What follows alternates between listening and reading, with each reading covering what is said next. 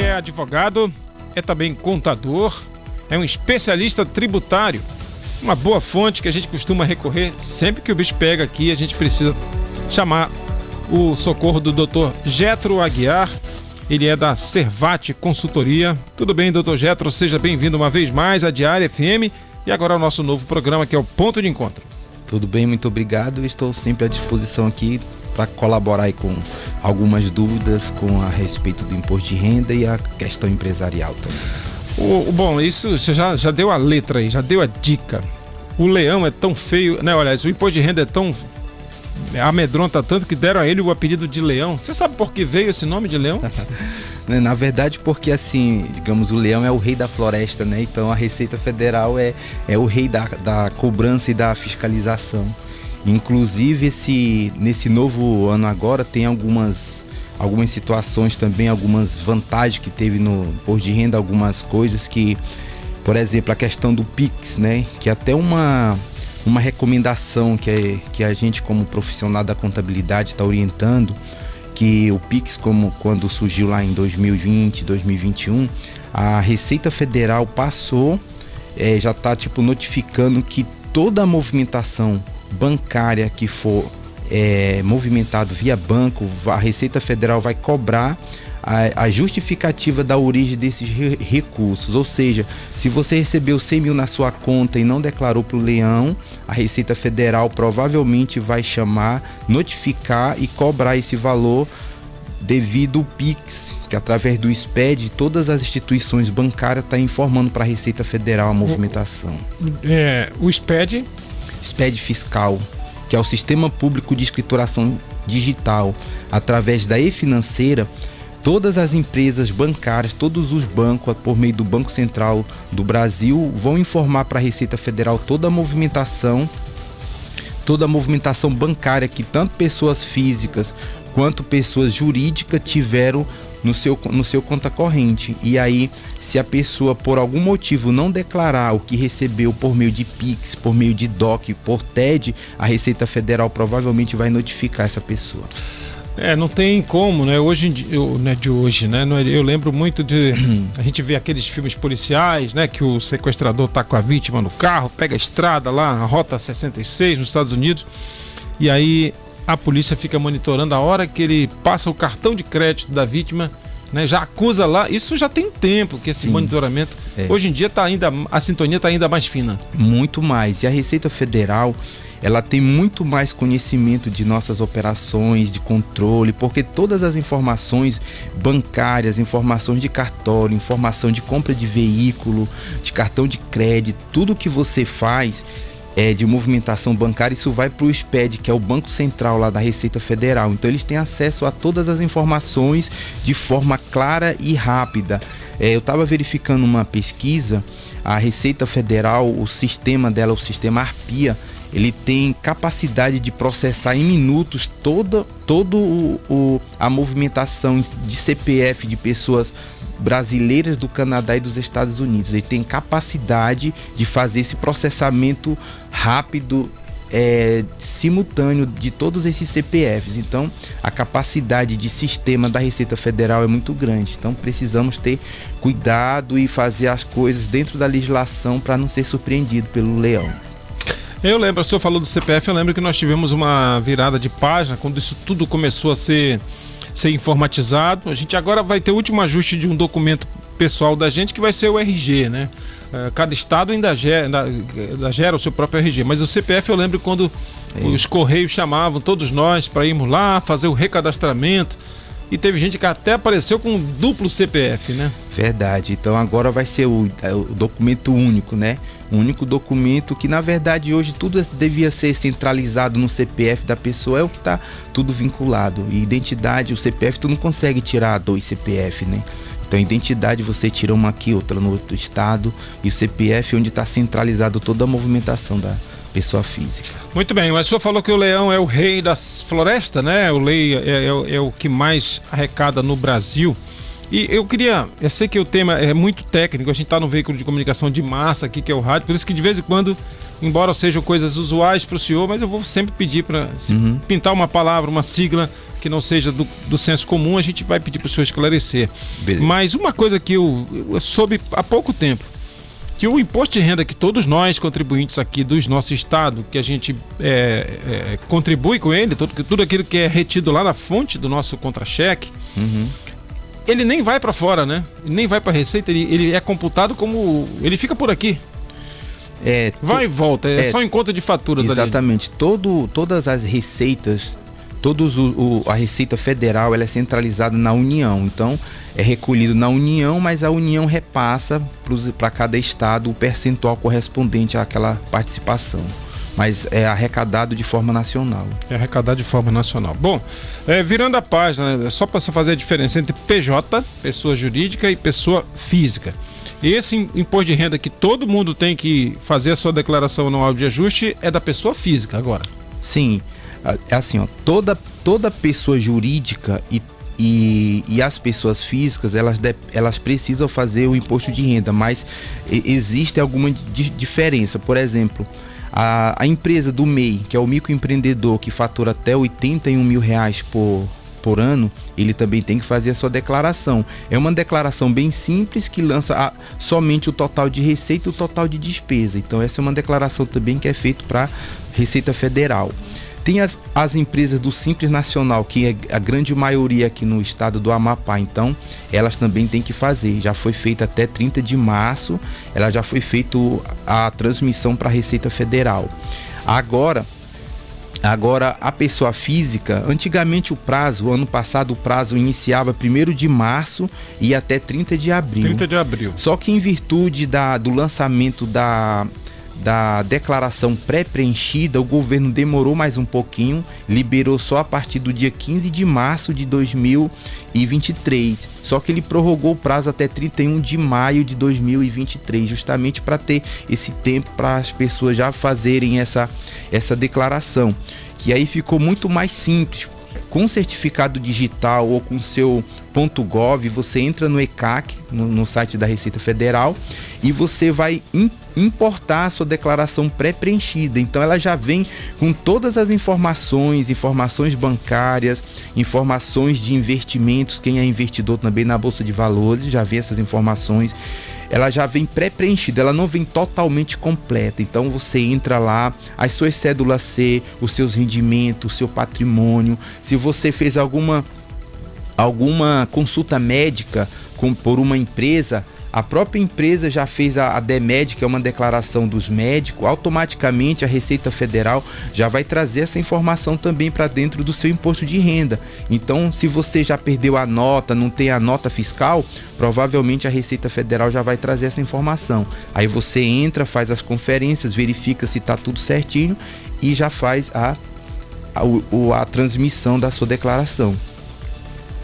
E ainda tem uma vantagem: quem fizer a declaração por meio dessa modalidade de declaração pré-preenchida e colocar o Pix, se for o CPF, automaticamente a pessoa já vai receber essa sua restituição. Então vai facilitar muito a vida dos contribuintes pessoa física. A gente está tratando aqui de um outro assunto com a nossa próxima entrevistada, que é representante do Sindicato das Domésticas. Ela ficou sem o transporte. A nossa equipe está dando um help lá para trazer a nossa convidada daqui a pouco com a gente aqui. Bom, muito bem. Olha, aqui no nosso WhatsApp 991570022 já começam a chegar aqui as primeiras perguntas, né? A Rita de Cássia é uma ouvinte assídua da gente aqui no programa. Ela pergunta se é verdade que a pessoa jurídica tem que fazer a declaração de imposto de renda todo mês. É isso mesmo, doutor Jetro? Não. É assim, ó. A declaração de imposto de renda, ela é feita uma única vez no ano. Só que, por exemplo, a empresa do Simples Nacional, ela faz uma declaração mensalmente, que é para informar o faturamento que ela teve aquele mês. As empresas do presumido, ela informa a DCTF e outras declarações mensal. Só que o imposto de renda, que é a declaração anual, é uma única vez, referente às 12 competências. Então, provavelmente ela esteja confundindo a declaração mensal com a declaração do imposto de renda. Essa declaração mensal, isso é a cargo do próprio empreendedor ou tem que ser o contador? Sim, o empreendedor ele pode declarar, só que como é uma questão técnica e geralmente as empresas contratam o profissional já habilitado, com experiência para fazer essa declaração, porque essa declaração tem que pegar todas as notas fiscais de entrada, notas fiscais de saída, fazer apuração, verificar se o produto é substituição tributária, se tem DIFAL. Então são várias situações, são vários códigos técnicos que precisam ser informados nessas declarações. Então é aconselhável que a pessoa procure um profissional habilitado de sua confiança para que possa fazer essa declaração da melhor forma possível. Doutor Getro, eu gosto muito também, o senhor sempre prega, bate nessa tecla da ética, né? A ética em todos os procedimentos, tudo que a gente faz na vida, né? Mas especificamente eu soube de um caso de um grupo de funcionários públicos que uma dizia para o outra: olha, o cara que faz a minha declaração, ele é muito bom. Todo ano eu recebo uma restituição. E aí depois descobriram, na verdade, isso virou um caso de polícia, inclusive, que essa pessoa que fazia a declaração pegava ali despesas médicas, hospitalares, e botava tudo lá num determinado consultório. Depois esse médico foi acionado na justiça, na Receita, porque que faturamento é esse que você não declarava?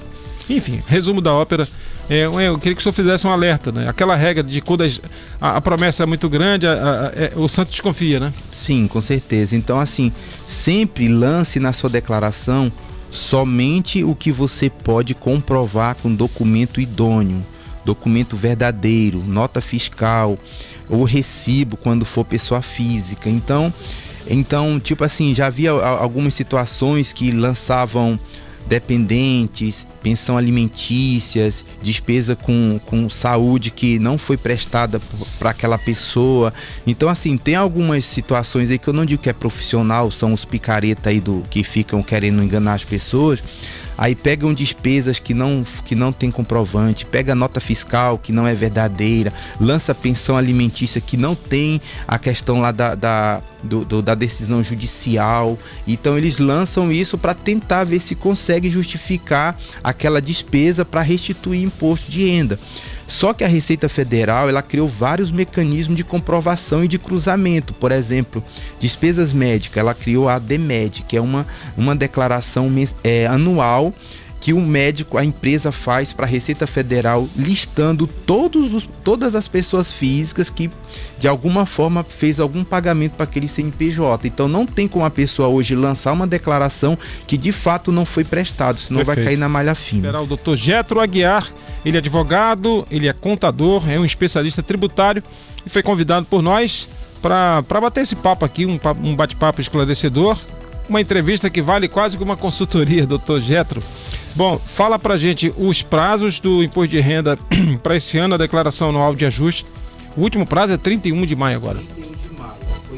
Foi liberado o programa dia 15 de março de 2023 e vai ser finalizado 31 de maio de 2023, é o prazo final para prestar conta com o Leão. Prestar conta com o Leão. Aqui também o Pedro Santana, nosso ouvinte também assíduo aqui da Diário FM, ele mora em Santana, eu brinco sempre que ele tem Santana até no sobrenome, é Pedro Santana. Ele fala aqui sobre, eu mandou um texto bem grande aqui, mas resumidamente é sobre o regime de tributação, né? Existe 3 tipos, não é isso, de regime de tributação? Sim.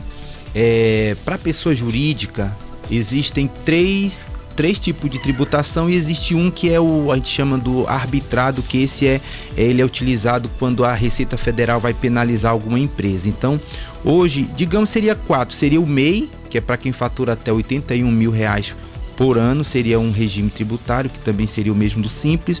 Tem o Simples Nacional, que é para empresas que faturam até R$4.800.000 durante o ano, ou seja, 400 mil por mês. Tem o regime do lucro presumido para as empresas que aí, dependendo se é comércio, se é serviço, ele vai ter uma tributação diferenciada. E tem a do lucro real, que são geralmente para as empresas que faturam mais de 78 milhões por ano. Uma empresa de pequeno porte, uma microempresa, uma ME, a pergunta que chega também aqui do nosso ouvinte, o Rodrigo Santiago. Ele disse que ele foi penalizado porque a empresa era uma ME, mas ele não tinha feito aquela ressalvazinha sobre ter ter a sua responsabilidade limitada. Às vezes ultrapassa, por exemplo, até o capital social declarado lá na abertura da empresa, doutor Getro. É bom deixar bem claro que, assim, eu vejo que muitos clientes confundem a questão da natureza jurídica com o porte da empresa.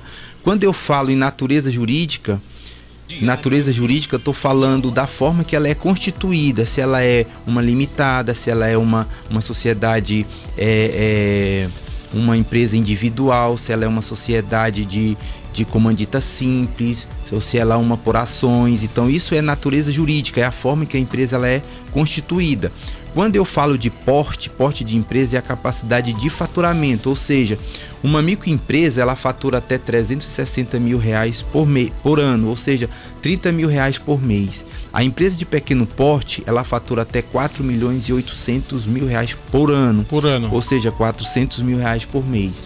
E acima disso tem as empresas do lucro real, que são obrigadas ao lucro real, que são faturamento acima de 78 milhões. Essas já estão obrigadas a ser tributada pelo lucro real. Aqui mais uma pergunta que chega no nosso WhatsApp 991570022. Emmanuel Santiago, ele diz: qual é a diferença entre uma sociedade limitada e uma sociedade anônima? Não sabia dessa também não.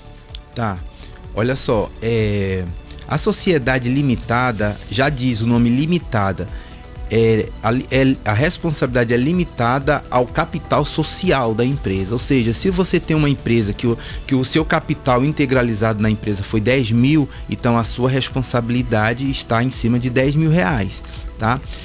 No caso, uma firma individual, se você adquirir uma dívida, mesmo que o seu capital for 10 mil, a sua responsabilidade ela é ilimitada. Por isso que muita gente prefere abrir uma sociedade às vezes até com uma outra pessoa que não tem nada a ver com a empresa, para fugir da responsabilidade ilimitada.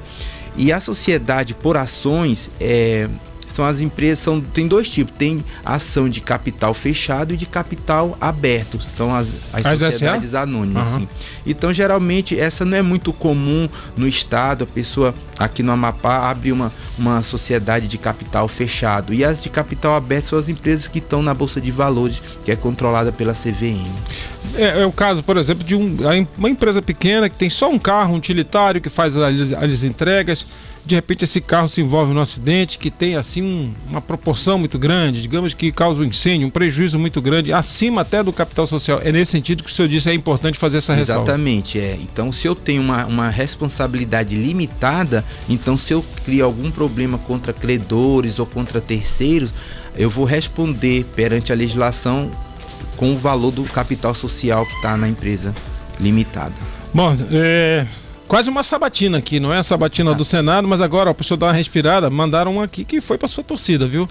Ninguém mais, ninguém menos do que o presidente do Conselho Deliberativo do Sebrae do Amapá, o nosso querido José Alcolumbre. Ele diz: parabéns pela entrevista com o Getro, que é membro do Conselho Fiscal do Sebrae. Valeu como uma consultoria mesmo, diz o José Alcolumbre. Obrigado. Ficou até sem graça, doutor Getro, aqui foi surpreendido aqui. Obrigado, viu? Obrigado aí pela surpresa. Nosso internacional, né? O José tá indo para Houston, não é foguete, ele vai para uma feira lá. Depois vamos marcar para você vir aqui, José, antes dessa viagem aí, parece que ele embarca na sexta-feira para tratar uma feira sobre petróleo, vai nos atualizar a respeito de petróleo, segurança ambiental. A Costa do Amapá agora vai estar aí com um projeto de vento em popa para estrear aí essa questão dessa exploração. O senhor também está nessa torcida? Com certeza, né? Torcendo pelo Brasil e pelo Amapá. Deixa eu ver uma coisa da sua empresa, né? Para a gente fechar aqui, claro, a Servate Consultoria. Fala para a gente. Eu me surpreendi com a quantidade de profissionais da contabilidade que o senhor já reúne em torno desse escritório, né? São Sim, quantos? Hoje nós estamos com 25 profissionais, 25 profissionais. Trabalhando, atendendo em várias áreas, várias naturezas jurídicas das empresas, lucro real, presumido, Simples Nacional e as demais atividades econômicas. E a cada dia estamos aí buscando novas ferramentas, novas tecnologias. Como eu te falei, estou até indo para São Paulo agora em junho para participar lá do evento do Contazul, que é o maior evento de tecnologia contábil na América do Sul. Então, buscar novas parcerias, novo sistema para poder automatizar e tentar implantar a contabilidade digital aqui no Amapá, que tanto carece de profissionais e de tecnologia nesse aspecto. Muito bem, aqui também chega a pergunta do Railson Borges, que é de uma das principais assessorias de corrida de rua de Macapá, que é a equipe RB. Como é que estão as corridas de rua? O senhor está fazendo corrida de rua? Dei uma parada agora que fui jogar bola e torci um pouco o pé, né? Aí agora estou aguardando se recuperar para voltar à atividade física de novo.